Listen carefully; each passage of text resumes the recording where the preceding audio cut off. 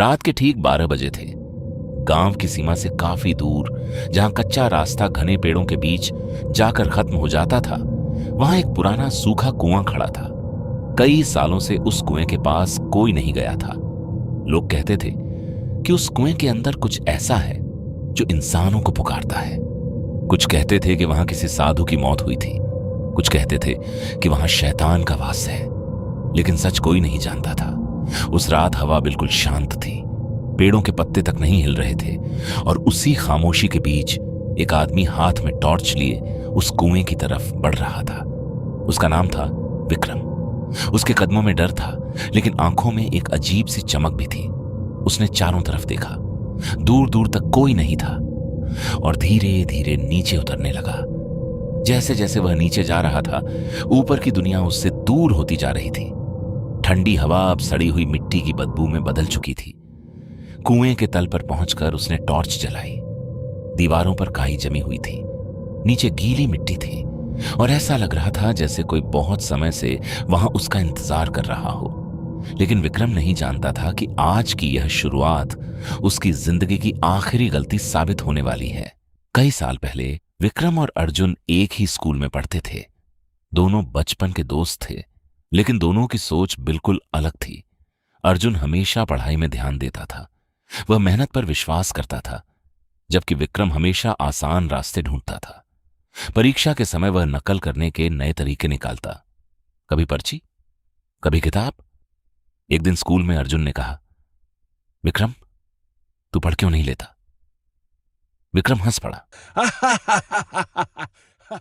जब बिना मेहनत के काम हो सकता है तो मेहनत क्यों करनी? अर्जुन ने सिर हिलाया। हर चीज का शॉर्टकट नहीं होता। विक्रम मुस्कुराया। दुनिया में सबसे अमीर वही बनता है जो शॉर्टकट जानता है। दोनों हंसते हुए घर चले गए, लेकिन शायद उसी दिन दोनों की जिंदगी के रास्ते अलग हो गए थे। समय बीतता गया। अर्जुन ने पढ़ाई पूरी की, सरकारी नौकरी लग गई। कुछ साल बाद उसकी शादी नेहा से हो गई। छोटा सा घर, साधारण जिंदगी, लेकिन दिल में सुकून। दूसरी तरफ विक्रम की जिंदगी लगातार बिगड़ती चली गई। कभी नौकरी करता, कभी छोड़ देता, कभी बिजनेस शुरू करता, कभी नुकसान हो जाता। धीरे धीरे शराब की आदत लग गई, पैसे खत्म होने लगे, घर बिल्कुल खाली हो गया। रिश्तेदारों ने साथ छोड़ दिया, लेकिन अर्जुन अब भी उसके साथ खड़ा था। एक शाम अर्जुन उसके घर पहुंचा। घर के अंदर अंधेरा था, बोतलें बिखरी हुई थीं। विक्रम जमीन पर बैठा था। अर्जुन ने धीरे से पूछा, क्या हालत बना रखी है तूने? विक्रम हंसने लगा, लेकिन उसकी हंसी में दर्द था। मेरी किस्मत खराब है अर्जुन। अर्जुन उसके पास बैठ गया। नहीं, तेरी सोच खराब है। कुछ देर दोनों चुप रहे।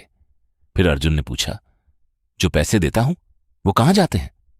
विक्रम ने उसकी तरफ देखा, कुछ सेकंड तक चुप रहा, फिर धीरे से बोला, मैं एक विधि कर रहा हूं।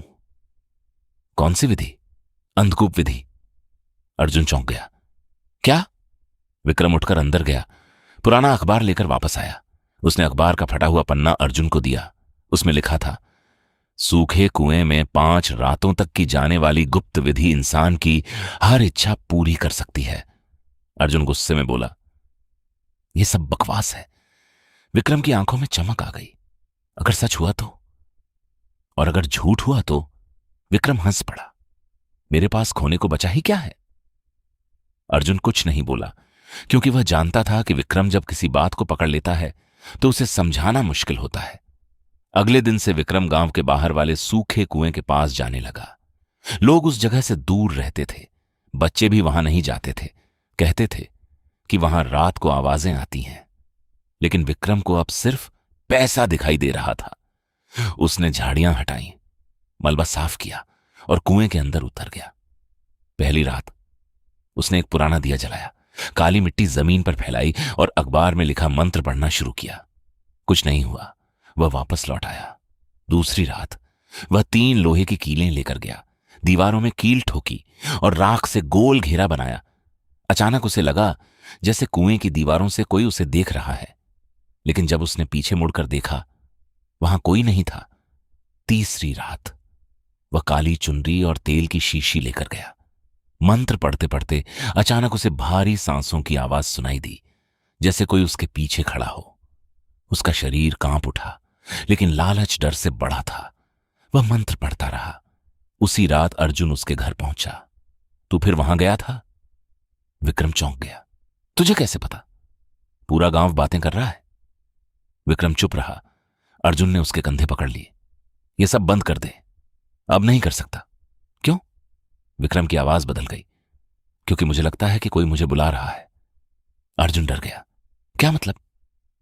विक्रम धीरे से बोला, जब मैं कुएं से लौटता हूं तब भी उसकी आवाज सुनाई देती है।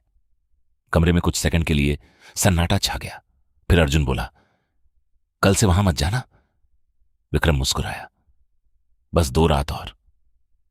चौथी रात कुएं के अंदर जली हुई लकड़ी की बदबू फैली हुई थी। विक्रम नीचे उतरा। उसके हाथ कांप रहे थे, लेकिन उसने फिर मंत्र पढ़ना शुरू किया।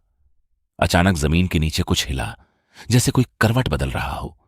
विक्रम डर गया, लेकिन उसी समय उसके कानों में आवाज आई, बस 1 रात और। वह घबरा कर ऊपर भाग गया। पूरी रात उसे नींद नहीं आई। उसे बार बार वही आवाज सुनाई देती रही। 5वीं रात आसमान में बादल थे, हवा ठंडी थी,